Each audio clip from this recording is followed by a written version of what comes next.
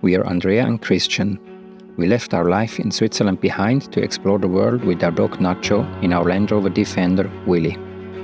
Our first goal, conquer the Pan American Highway, spanning 30,000 kilometers from Alaska to Argentina.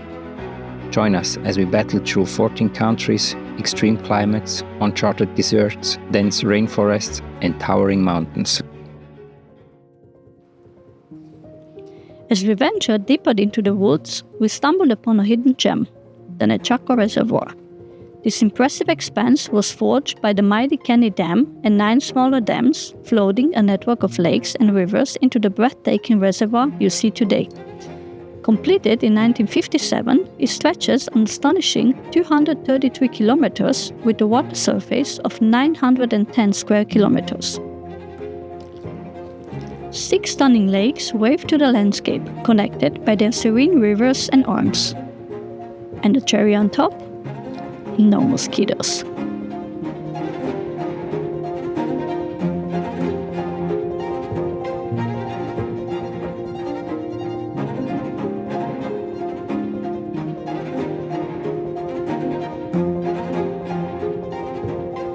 How was the drive?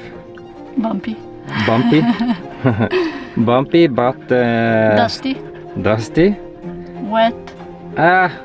But the point is, we had no idea, and we reached a very nice point. Explore the place. So that's what we're gonna do now.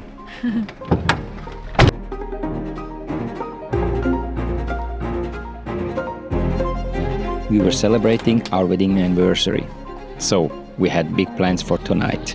Dough prepared, visions of a perfect pizza baked in our Dutch oven danced in our heads. But you know how it goes. Plans versus reality, right?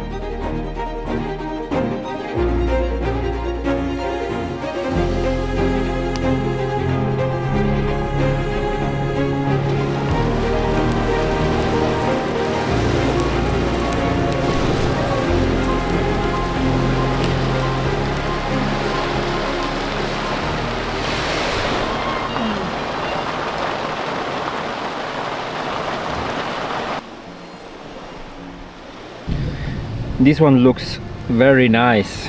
Now, the question is, why so sad? Look behind me. Obviously the Dutch oven was too hot.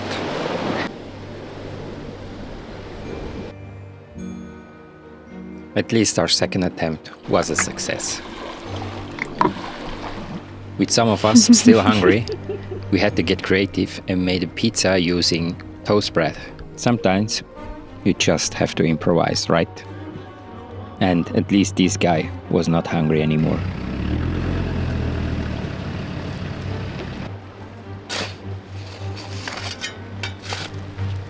Our drive to Smithers was a full-on Canadian weather experience. Sunshine, hail, more sunshine, and then a rainstorm. Welcome to Canada. If you don't like the weather, just wait 5 minutes.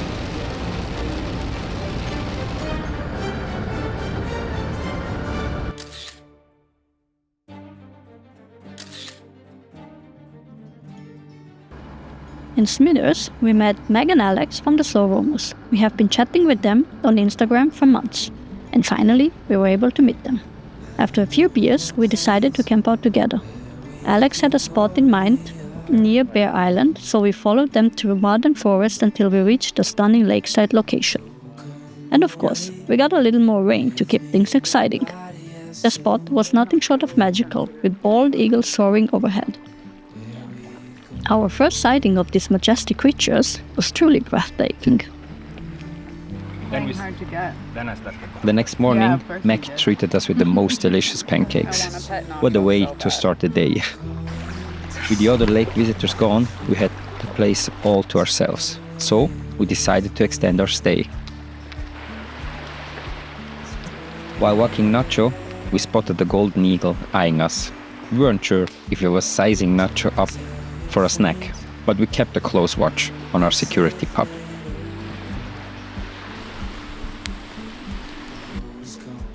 Finding your people is truly something special, and that's exactly how we felt with Meg and Alex. They were just as incredible as we have imagined. warm, fun, and every bit as delightful as they seemed online. We cooked together over a fire that Alex and Christian set up and were rewarded not just with a fantastic meal, but also a stunning sunset light show that made the evening unforgettable.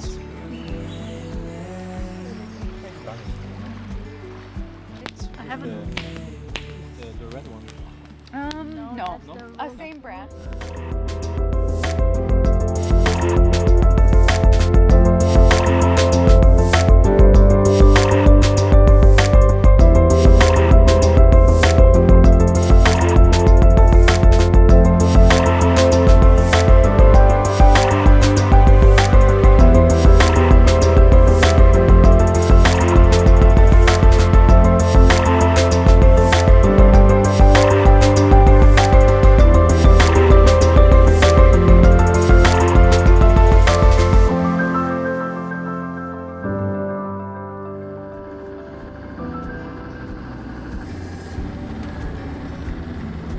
The next day, we moved on to a new campsite, and it was a total win. Nacho was in full ball chasing mode with his favorite toy, a one-stuffed donkey. Now it's just a sad, squeaky fragment of its former self. Rest in peace to all of the stuffed animals Nacho has turned into. Confetti!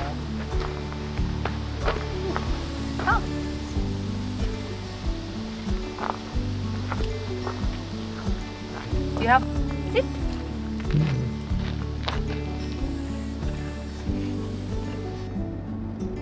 After such incredible days with friends, parting ways felt both bittersweet and heartfelt. But don't worry, Alex and Meg will be back soon.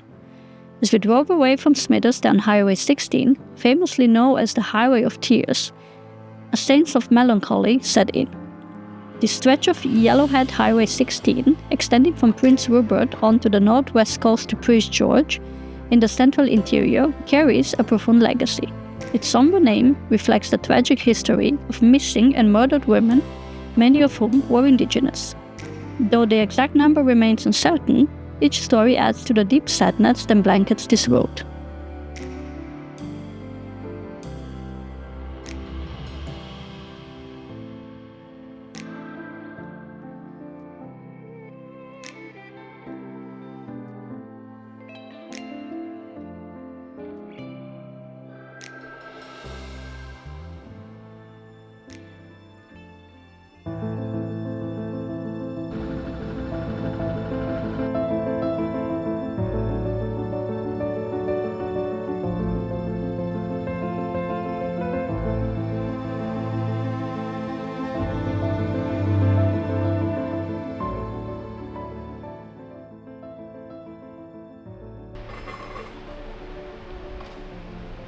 Canada's recreation sites are amazing.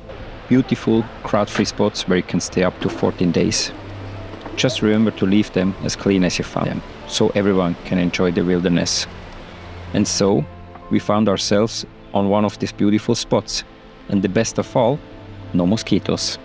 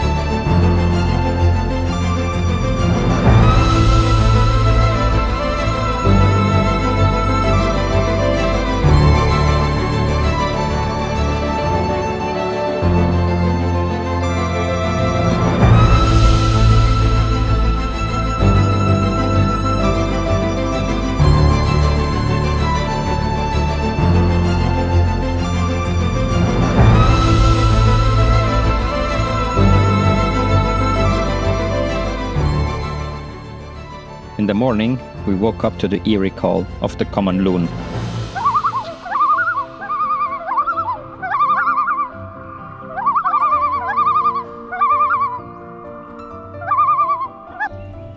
And the weird noises didn't stop there.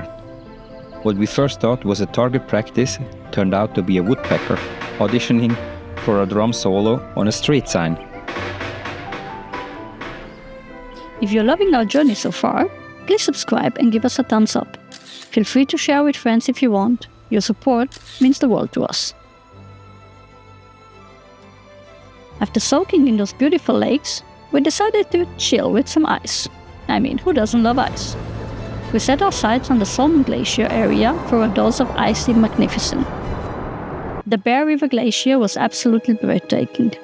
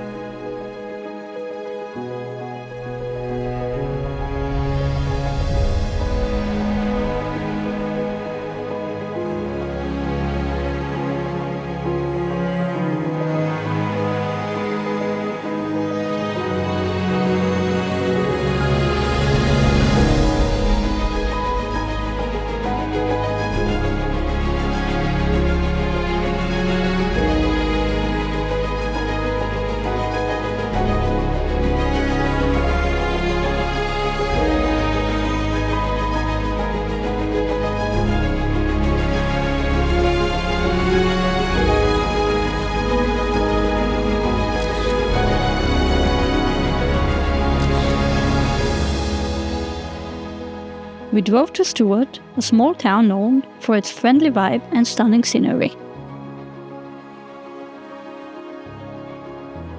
To reach the Salmon Glacier, we briefly crossed into Hyder, a tiny Alaskan village.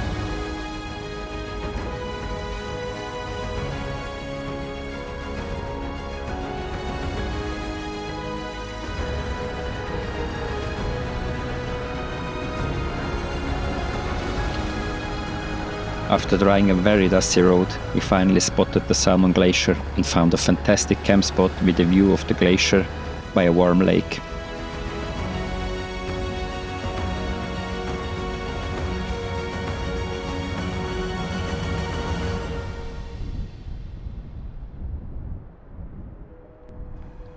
One of us even had the wild urge to touch, well, or at least fly the drone near to the glaciers.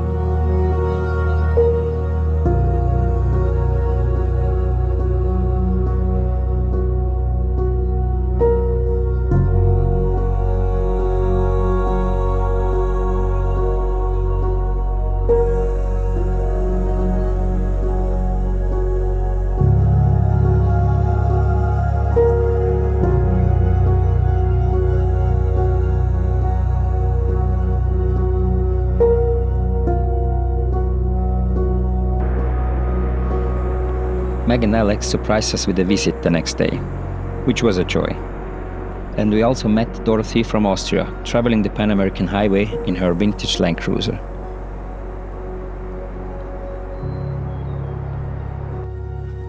The next day, we took a delightful walk to the glacier lake, blooming with flowers and cascading clear water.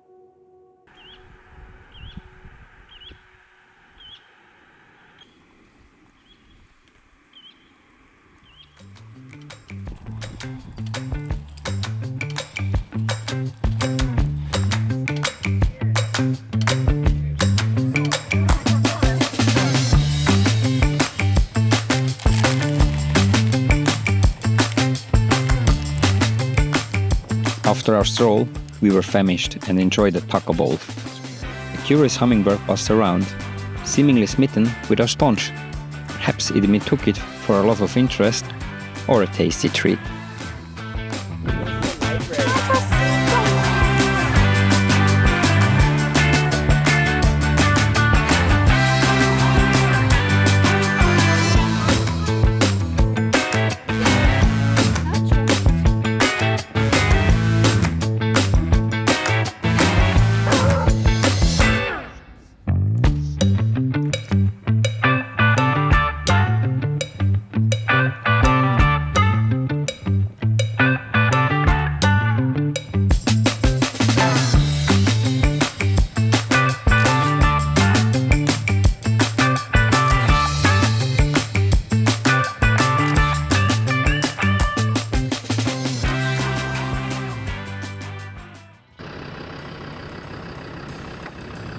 The next day, we set out to follow the trail of gold, or at least the remains of old gold mines. The Salmon Glacier area is rich with abandoned mine sites, a testament to the gold rush days. These old mines once buzzed with activity, but now they are quiet relics scattered across the rock terrain. Exploring them gave us a glimpse into the area's storied past and the tough life of early prospects, displaying the challenging conditions and hardship endured by those who pursue the dream of striking it rich.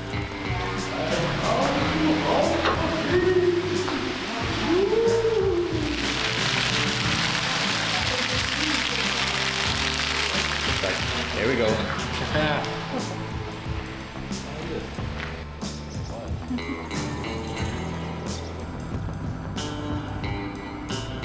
Where?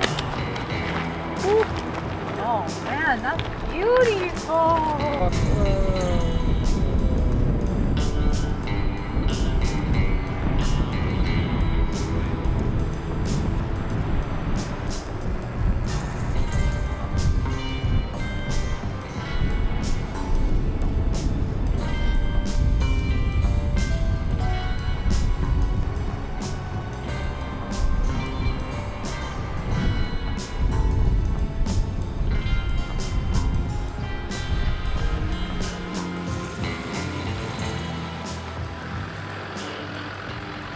Although we didn't find gold, shocking I know, we returned to our previous campsite for another night. Meg whipped us a dangerously good chocolate cake that disappeared so fast we barely had time to get to film it. Later, we stuck to our evening rituals with the New York Times game session. And check out Meg, sporting a full white blanket outfit because apparently mosquito stings, white is a no-fly zone. And that's a wrap for today's adventure. But hold on to your seats, because in our next episode, we're diving into the wild beauty of Yukon. You definitely don't want to miss what's coming next. Let's just say, things took an unexpected turn and we found ourselves in Alaska ahead of schedule. Thanks so much for tuning in. If you're enjoying the journey and want to stick around for more, hit the subscribe button and join us for the next chapter of our wild ride. See you next time.